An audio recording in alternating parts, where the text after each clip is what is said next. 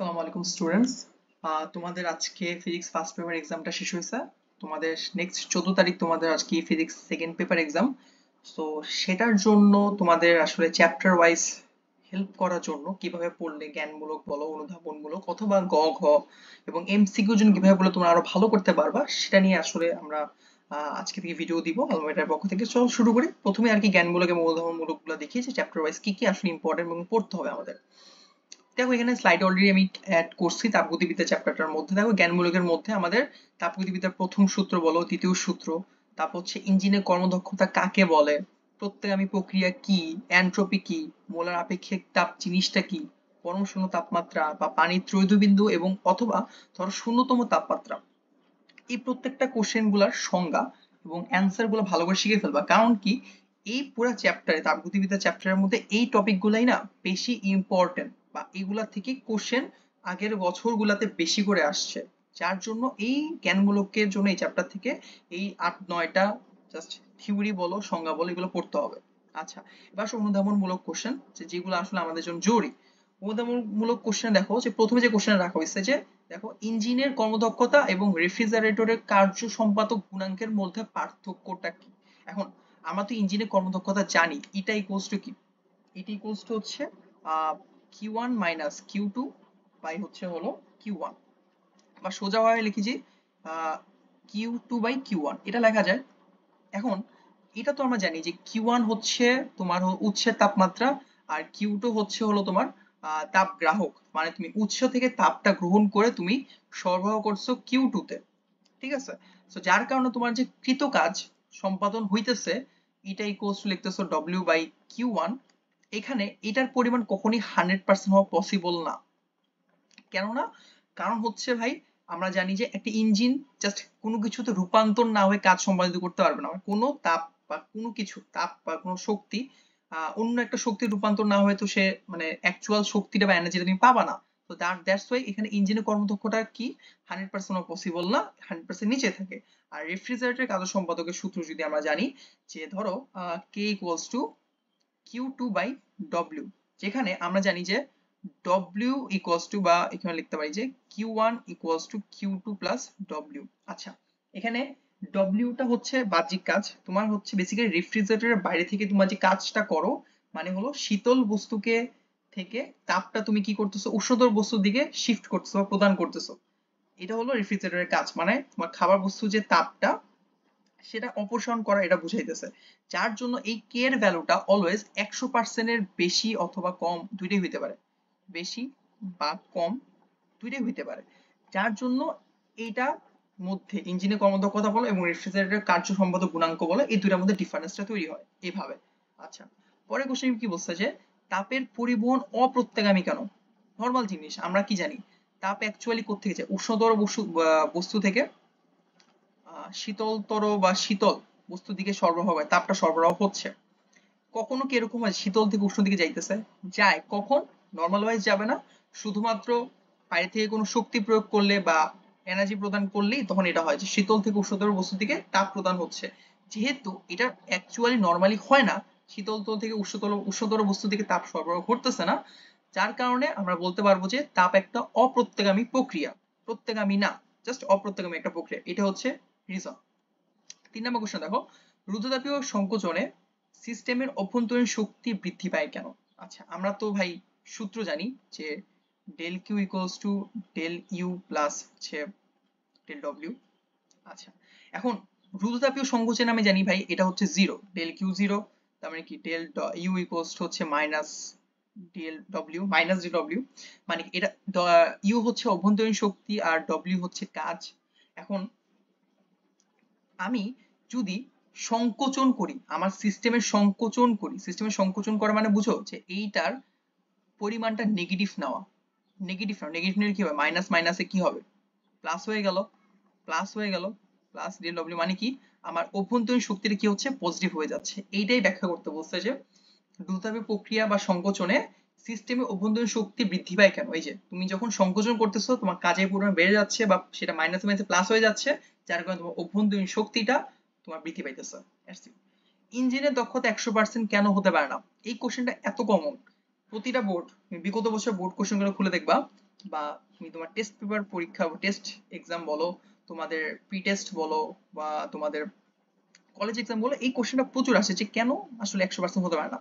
Main reason হচ্ছে আমরা এটাই একটু আগে বললাম যে তুমি যদি তাপ সরবরাহ, এটা Q1 উৎস থেকে তাপ নিচ্ছ, সেটা সরবরাহ করতেছো Q2 তে বা বর্জন করতেছো, and তুমি এটা ইকুয়ালস টু যদি 1 মাইনাস Q2/Q1 হয়, 100% শর্ত হচ্ছে তোমার এই Q2 টা 0 হইতে হবে। এটা লিখে দিবে এভাবে, তাহলে কি তোমার এটা 100% হচ্ছে, এটা 1 মানে 100% হচ্ছে।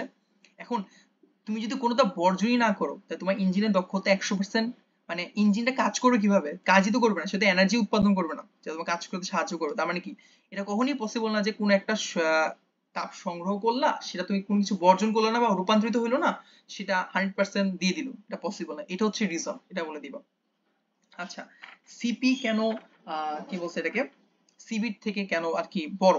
আচ্ছা, সিপিটা কি ভাই একটু খেয়াল করি। সিপি হলো তোমার স্থির চাপে 1 মোল গ্যাসের তাপমাত্রা 1 কেলভিন বাড়ানোর জন্য যে প্রয়োজনীয় তাপ, তাকে আমরা সিপি বলতেছি।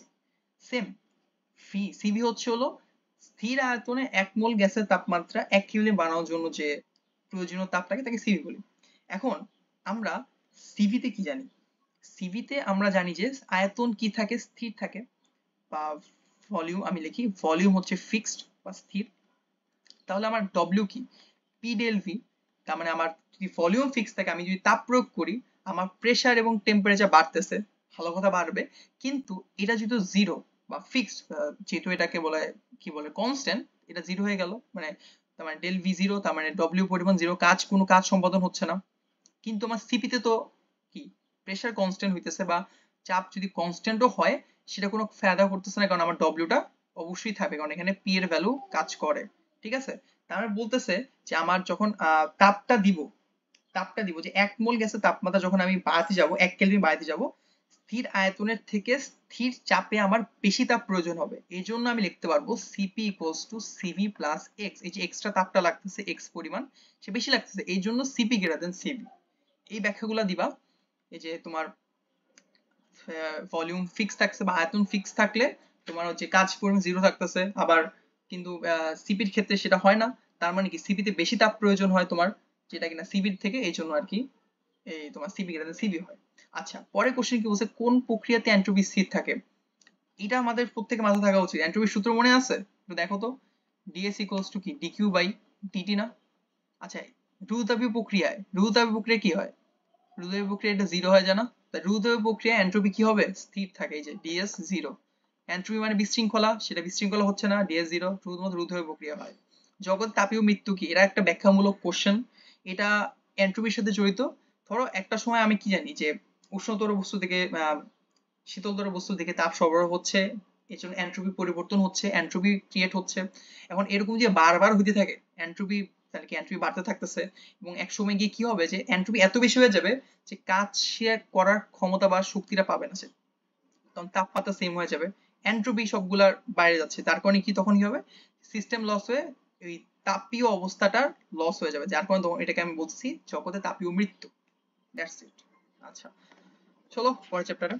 আচ্ছা, এখানে দেখো দেওয়া আছে স্থির তড়িৎ। স্থির তড়িতে জ্ঞানমূলক প্রশ্ন যদি আমরা দেখি, কি কি পড়বো? ধারকত্ব প্রচুর ইম্পর্টেন্ট, তড়িৎ প্রাবল্য, তারপর হলো পরাবৈদ্যুতিক ধ্রুবক, তড়িৎ দ্বিমেরু ভ্রামক, তারপর ওহমের সূত্র বলি, তড়িৎ চালক বল, তড়িৎ বিভব, এই প্রত্যেকটা জিনিস সংজ্ঞা হিসেবে আমরা পড়ে ফেলবো জ্ঞানমূলকের জন্য, এগুলো বলতেছি না। অনুধাবনমূলক গুলা দেখি, যেগুলো আমাদের লাগে ভালো করে, যেগুলো আমরা হয়তো কটা পারি বাট খ গুলা ঠিকভাবে অ্যান্সার করতে পারি, সেটার জন্য দেখো চার্জিত গোলকের, সরি বানানটা ভুল হয়েছে, গোলকের কেন্দ্রে প্রাবল্য শূন্য কেন?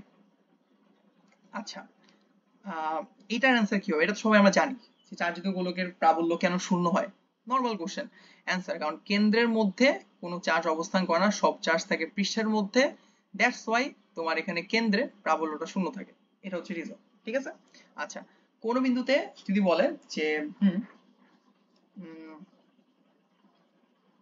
আচ্ছা, হ্যাঁ আরেকটা কারণ হচ্ছে, আচ্ছা আরেকটা কারণ হচ্ছে ধরো এরকম যে তোমার যে তড়িৎ বলরেখা নির্গত, ধর এখান থেকে ধরো পৃষ্ঠের মধ্যে যখন চার্জ থাকে, যখন চার্জ আছে ধর প্লাস মাইনাস চার্জ আছে, চার্জ গুলো আছে, এই চার্জ গুলা থেকে যখন তড়িৎ বলরেখা বের হবে, পৃষ্ঠ দিকে বের হয় অথবা পৃষ্ঠে এসে পড়ে, পতিত হয়, কেন্দ্রের মধ্যে কিছুই হয়, দ্যাটস ওয়াই কেন্দ্রে কোনো চার্জ থাকে না, এটা রিজন। আচ্ছা, কোনো বিন্দুর ভোল্ট মানে 15 ভোল্ট বলতে কি বোঝায়? 15 ভোল্ট বলতে বোঝায় বিভব তো বুঝি। দেখুন একটা বিন্দু থেকে আরেক বিন্দুতে নেওয়ার জন্য যে কাজ করতেছে, কাজ মানে ধরো আমি বললাম যে 1 কুলম্ব চার্জ স্থাপনের জন্য বা 1 কুলম্ব চার্জ স্থাপনের জন্য যদি 15 জুল পরিমাণ কাজ সম্পাদন হয় কোন একটা বিন্দুর, তাকে আমরা বলতেছি কি 15 volt. That's it. W equals to QV বা VQ, দ্যাটস ইট। এটা সূত্র না? ওই সূত্র দিয়ে আমি সংজ্ঞা সলভ করতে পারি, এইটা ব্যাখ্যা করতে পারি। পৃথিবী বিভব শূন্য কেন? এটা আমার বলার প্রয়োজন নাই, পারো তোমরা। তাও বলি, পৃথিবী বেসিক্যালি কি হয়, পৃথিবীতে তুমি কোনো ধনাত্মক বস্তু যুক্ত করে দাও, সেটা থেকে পৃথিবী থেকে ইলেকট্রন এসে ওই বস্তুটাকে নিঃস্থিত করে দিবে। আবার কোন একটা ইলেকট্রন ঋণাত্মক বস্তু যুক্ত করে দাও, ইলেকট্রন গুলা পৃথিবী নিয়ে যাবে। মানে কি পৃথিবী পুরো জিনিসটাকে সিস্টেমটাকে নিঃস্থিত করে রাখতেছে, কারণ এর মধ্যে প্রচুর ইলেকট্রন, প্রচুর positive charge, negative charge. That's why এটা বিভবটা জিরো। ঠিক আছে? আচ্ছা, কোন চার্জিত গোলকের পরিবাহীর কেন্দ্র থেকে দূরত্বের বনাম আচ্ছা এটা বনাম হবে, বনাম বিভবে লেখচিত্র আঁকো। আচ্ছা, আমরা চার্জিত গোলাকারের পরিবাহীর ইয়াটা জানি, ক্যাপাসিটি ধারকত্ব জানি 4 পাই ইপসাইলন নট আর, সি সমানুপাতিক অফ আর দেখতেছি আমরা, তার মানে কি জাস্ট সমানুপাতিক, এটা বাড়লে এটা বাড়বে, এটাই। ঠিক আছে, এটা গ্রাফ। কোন ধারকের গায়ে যদি 0.06 মাইক্রো ফ্যারাডে থেকে 210 এবং 210 ভোল্ট লেখা থাকে, কি বুঝাইতেছে? বুঝাইতেছে তোমার 1 কুলম্ব, মানে তোমার ধরো যে, আচ্ছা তোমার হচ্ছে তোমার 0.06 মাইক্রো ফ্যারাডে চার্জ স্থাপনের জন্য তোমার সর্বোচ্চ 210 ভোল্ট তুমি প্রয়োগ করতে পারবা। এটা তোমাকে এটা বুঝাইতেছে যে 0.06 মাইক্রো ফ্যারাডে এবং 210 ভোল্ট লেখা দিয়ে। ওকে, এই হচ্ছে অ্যান্সার। মানে 1 ভোল্ট বিভব তুমি বৃদ্ধি করতে চাইতেছো, তার জন্য 0.06 micro Faraday charge, microcoulomb charge প্রয়োজন, এবং সর্বোচ্চ সে 210 ভোল্ট পর্যন্ত দিতে পারবে, ডিসি ভোল্ট প্রয়োগ করতে পারে। এটাই গোলাকার পরিবাহী ধারকত্ব বনাম ব্যাসার্ধের গ্রাফ। আচ্ছা, ও আচ্ছা, এক মিনিট একটু ভুল হয়েছে। 6 নাম্বার অ্যান্সারটা আমি এখানে দিয়েছি, আর 4 নাম্বার অ্যান্সার এটা না। 4 নাম্বার অ্যান্সার একটু দেখাই দিই। 4 নাম্বার অ্যান্সার একটু আমি তো বলি, 4 নাম্বার অ্যান্সারটা এরকম নয়। একটু ক্লিয়ার করে নিই।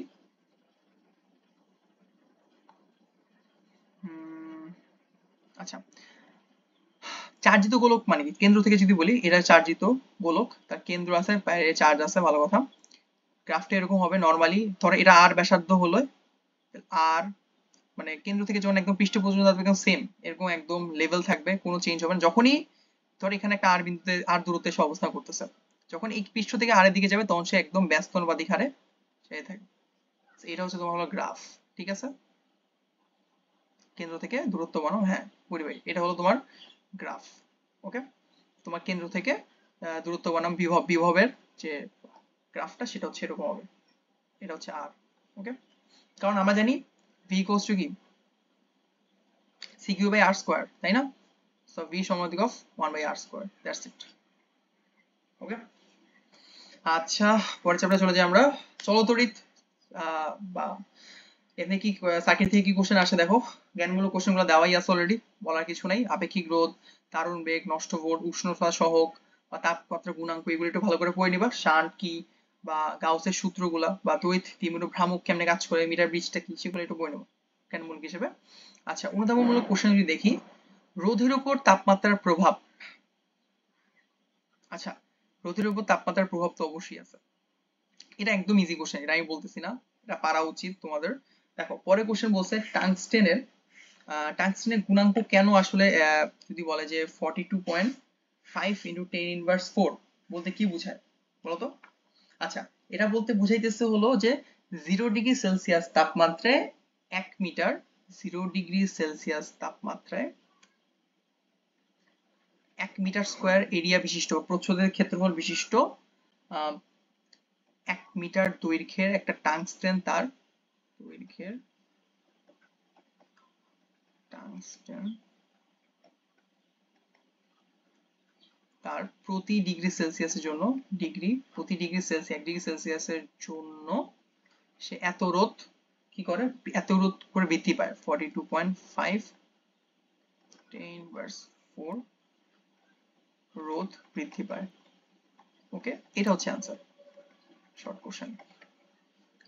জাস্ট 0 ডিগ্রি সেলসিয়াস তাপমাত্রা, এটা তো তাপ তাপমাত্রা গুণাঙ্ক উষ্ণতা সহগের কি বলে এটাকে, শর্ত এটা। 0 ডিগ্রি সেলসিয়াস তাপমাত্রায় 1 মিটার স্কয়ার ক্ষেত্রফল বিশিষ্ট এরিয়া বিশিষ্ট 1 মিটার দৈর্ঘ্যের একটা টাংস্টেন তার প্রতি 1 ডিগ্রি সেলসিয়াসের জন্য বা প্রতি ডিগ্রি সেলসিয়াসের জন্য 42.5 ইনটু 10 × 4 রোধ বৃদ্ধি পাইতেছে। কাশোয়ের প্রথম সূত্র চার্জের সংরক্ষণশীলতা নীতি মেনে চলে। প্রথম সূত্র আমরা জানি অ্যাজ ইউজুয়াল। ধরো একটা সার্কিটে, আচ্ছা একটু ভুল লাগছি,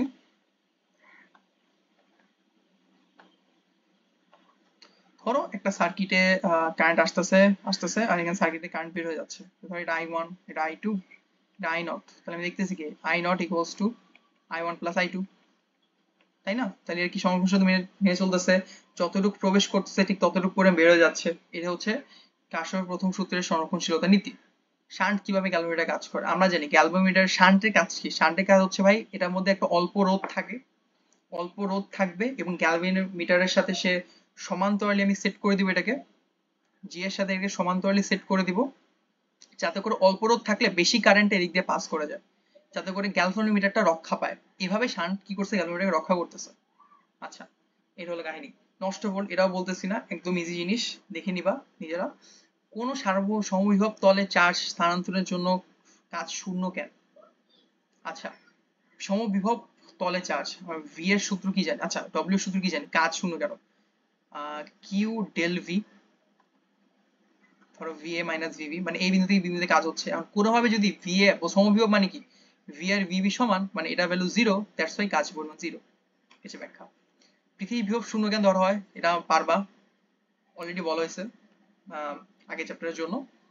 চার্জ কেন্দ্রে না থেকে পৃষ্ঠে থেকে ছড়ায় কেন, ছড়ানো থাকে কেন, এটাও বলা হয়েছে। এটা আচ্ছা, এটা রিজন হচ্ছে, এটা একটা স্পেসিফিক রিজন আছে। 7 নাম্বারটা দেখো, চার্জ অ্যাকচুয়ালি চায় অলওয়েজ কম বিভবে থাকতে, কম বিভব ক্যারি করতে চায় অলওয়েজ। এখন একটা চার্জের জন্য কম বিভব কখন হয়, যখন তার ব্যাসার্ধ বা দূরত্ব যত বেশি হবে তত বেশি কম বিভব হবে না?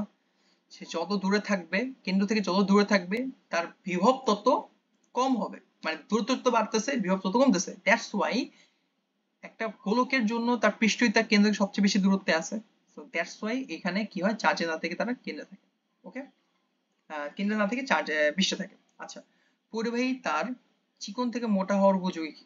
কেন বেশি উপযোগী? আমরা জানি কি R equals to rho L by F. তোমার যদি তার চিকন হয় তার এরিয়া ছোট হবে, এরিয়া ছোট রোধ বেড়ে যাবে। আর যদি মোটা তার হয় এরিয়া বড় হয়ে যায়, রোধ কমে যায়। রোধ কমে গেলে কি পরিবহনটা সোজা হয় বা বেশি হয়। That's the reason. চলো পরের কোশ্চেন যাই। ভৌত আলো বিজ্ঞানে, আচ্ছা ভৌত আলো বিজ্ঞান থেকে বেসিক্যালি শর্ট কোশ্চেন বলো ব্রড কোশ্চেন বলো, ব্রড ব্রড কোশ্চেন আসে বাট শর্ট কোশ্চেন খুব একটা বেশি আমি দেখি নাই। অন্যান্য চ্যাপ্টার থেকে মিক্স করে দেয়। সংজ্ঞাগুলো দেখে নিও, পয়েন্টের ভেক্টর, তরঙ্গ মুখ, আলোর ব্যতিচার, অপবর্তন, অবর্তন গ্রেটিং, সমবর্তন, রোস্টারের সূত্র, সমবর্তন তল, দ্বৈত প্রতিসরণ, এগুলোর সংজ্ঞাগুলো দেখে নিও, জ্ঞানমূলক দেওয়া আছে। অনুধাবনমূলক কোশ্চেন যদি বলি, আচ্ছা ব্যতিচার শক্তি নির্ধারণ সূত্র কিভাবে মেনে চলে, এটা প্রমাণ দেখাইতে বলে।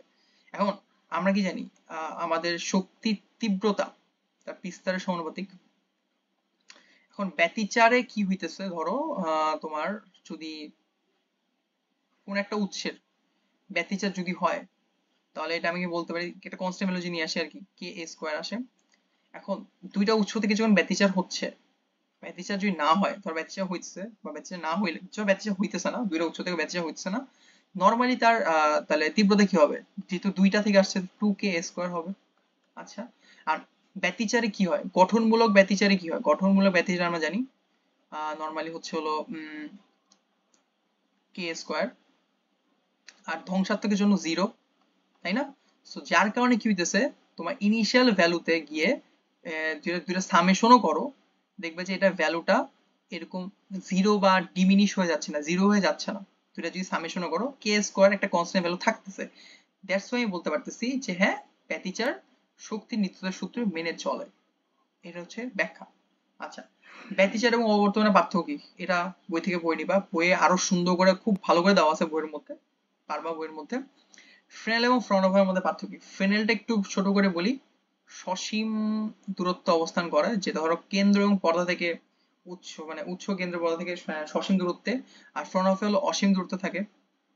এটা হচ্ছে ফ্রেনেলটা খাটে শুধুমাত্র গোলীয় তরঙ্গমুখের জন্য, এটা খাটে হচ্ছে সমতল সমতল তরঙ্গমুখের জন্য। ঠিক আছে, এটা হচ্ছে রিজল্ট।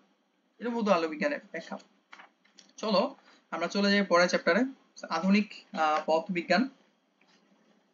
দেখো এখানে কি কি আছে সংজ্ঞা হিসেবে তোমাদের তরঙ্গ কণা দ্বৈততা, কম্পটন ক্রিয়া, তারপর ধরো যে কি বলে এটাকে হাইজেনবার্গ অনিশ্চয়তা নীতি, প্রসঙ্গ কাঠামো, ফোটন ইলেকট্রন, তারপর হচ্ছে নিবৃত বিভব, এই প্রত্যেকটা জিনিস একটু পড়ে নেবে জ্ঞানমূলক হিসেবে। ঠিক আছে, দেখবে যে হয়ে যাবে।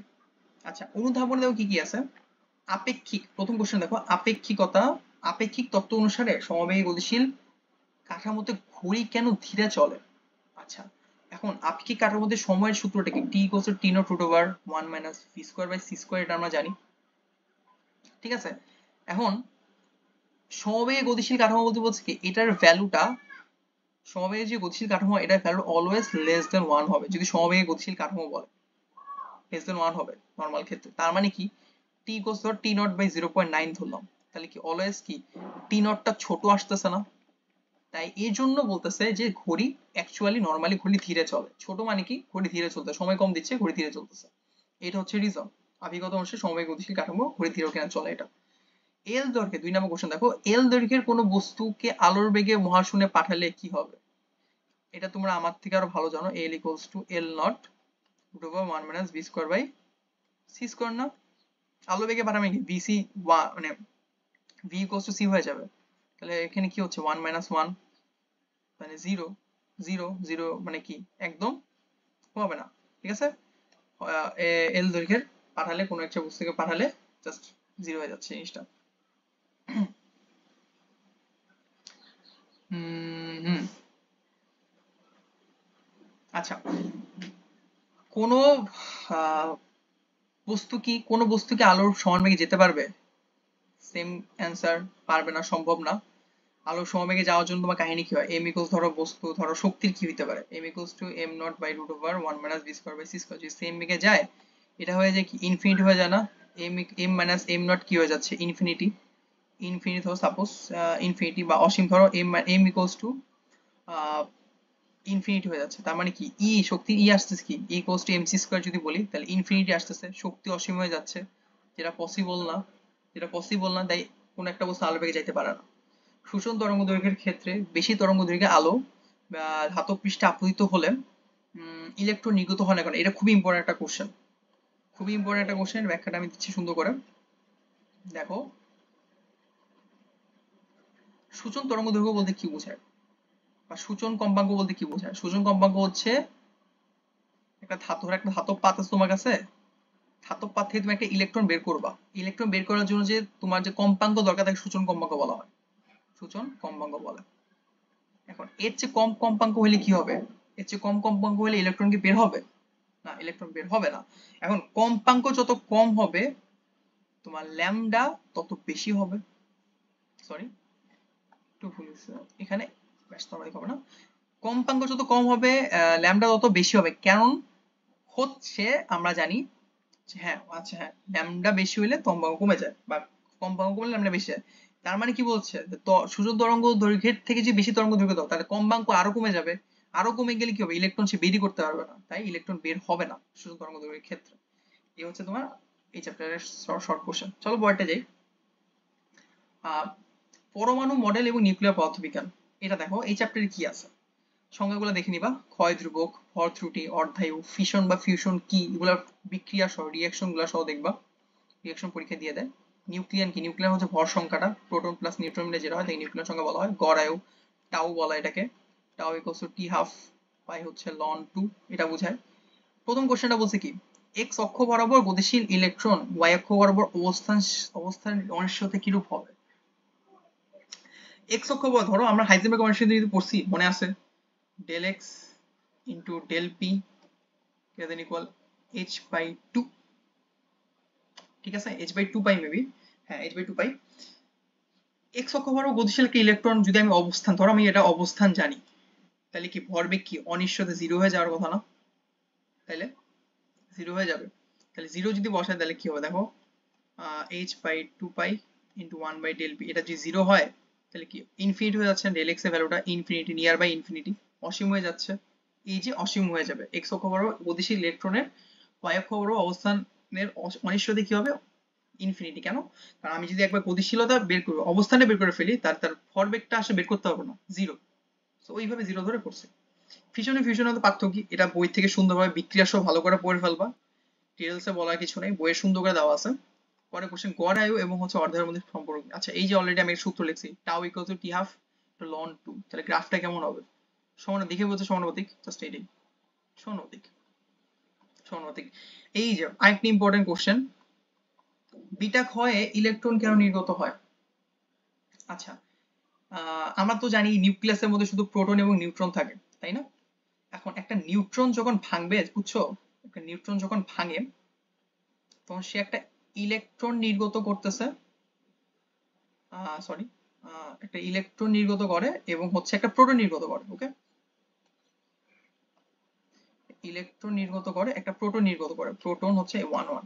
কারণ এই ইলেকট্রনটাই বেসিক্যালি বিটা কণা আকারে বের হচ্ছে, বিটা ক্ষয় বিটা আকারে বের হয়।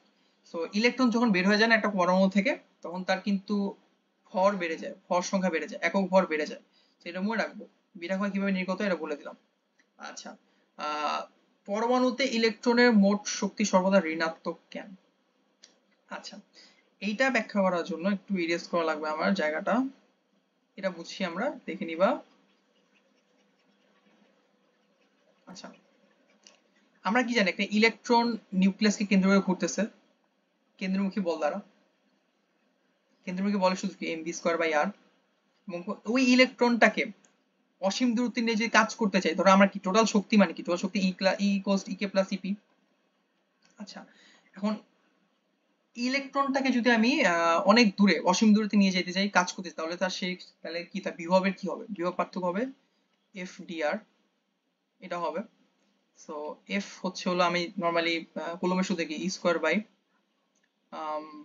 4 pi epsilon naught 1/r² dr, এরকম লেখা যায়। তো এখানে অ্যাকচুয়ালি ইন্ডিকেট করলে অ্যান্সারটা আসে minus E square by 4 pi epsilon naught 1/r, ঠিক আছে, 1/r আসে ভি, এটা আসতেছে বিভব বা বিভব শক্তি, বিভব শক্তি বলে এটা অ্যাকচুয়ালি, ইকে ইপি আসে, ঠিক আছে, ইপি। এখন ইকেটা কি দেখো, হাফ এম বি স্কোয়ার আছে, আর হাফ এম বি স্কোয়ারকে আমি যদি কুলম্বের সূত্রের সাথে সমান ধরি, কেন্দ্রমুখী বল আর যদি কুলম্বের বল সমান হয়ে যায় 4 পাই ইপসিলন নট r², তখন আমি এটাকে বিভব শক্তি বা ধরো আমি গতিশক্তি আকারে যদি নিয়ে আসি, half M V square equals to হচ্ছে E square by 8, E square by 8, 8 pi R, 8 pi epsilon naught R, ঠিক আছে। এবার দেখো, এই যে একটা পজিটিভ মান, এই যে একটা নেগেটিভ মান, এই দুটো এখানে বসায় দাও, তোমার অ্যান্সারটা দেখবা লসাগু করে অ্যান্সার নেগেটিভ আসতেছে। যার কারণে বলতেছে পরমাণুতে ইলেকট্রন শক্তি সর্বদা ঋণাত্মক থাকে, ওকে? That's the reason. আবার যদি বলি, সেম কাহিনী, তোমার ইলেকট্রনের গতিশক্তি আছে, বিভব শক্তি আছে, গতিশক্তি রিলেটেড হচ্ছে কেন্দ্রমুখী বলের সাথে, আর বিভব শক্তি হচ্ছে একটা ইলেকট্রনকে যদি আমি তার কক্ষপথ থেকে, যে একটা কক্ষপথ অসীম দূরত্বে নিয়ে যাচ্ছি কাজ সম্পাদনের জন্য, সেটা বিভব শক্তির সাথে তুলনা করতেছি। ভি ইকুয়ালস টু হচ্ছে হলো এফ ডিআর, ইন্ডিকেট করব ইনফিনিটি আর 1 এর সাপেক্ষে যদি করি, পানিশমেন্ট করলে অ্যান্সারটা তোমার এরকম আছে, মাইনাস, ইন্ডিকেট করলে minus E square by 4 pi epsilon 1/r আসে। ঠিক আছে, আমি মান বসাইলাম না। তারপরে দেখেন, আর এটা কি করছি, half M V square, half M V square by R কে আমি গতিশক্তি হাফ এম বি স্কোয়ার করছি, একটা সরি একটা একটা আর কাটা চলে যায়। তোমার এবার এটা ভ্যালুটা বের হলো পজিটিভ, এর একটা নেগেটিভ ভ্যালু বের হলো, যোগ করো, দেখো নেগেটিভ একটা ভ্যালু আসবে, যার কারণে এটাকে সর্বদা ঋণাত্মক বলতেছে। আচ্ছা, লাস্ট চ্যাপ্টার যেটা সেমিকন্ডাক্টর এবং ইলেকট্রনিক্স, এইখান থেকে আসলে কি টাইপের কোশ্চেন আসতে পারে? এই চ্যাপ্টারটা কিন্তু ইজি এবং একটু ট্রিকি টাইপের। ইজি এই জন্য বলছি, এই চ্যাপ্টারটা তোমাদের সাথে আইসিটির সাথে অনেক রিলেটেড, সব পারো, লজিক গেটস, নাম্বারিং সব পারো।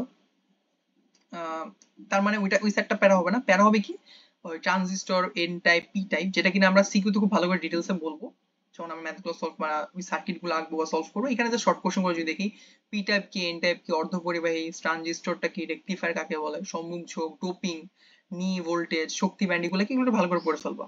আচ্ছা, পরে প্রথম অনুধাবন কোশ্চেনটা দেখো কি লিখছে, যে তোমার ডিজিটাল এবং হচ্ছে অ্যানালগ সিগন্যালটা কি? ডিজিটাল সিগন্যাল তো নরমালি এটা না, আর অ্যানালগ সিগন্যাল হচ্ছে নরমাল এরকম, শেষ, এঁকে দিবা। পিএন জাংশন আর কি, ডায়োডের ডিপ্লেশন লেয়ারে চার্জ নিরপেক্ষ কেন হয়? এখন পি মানে কি?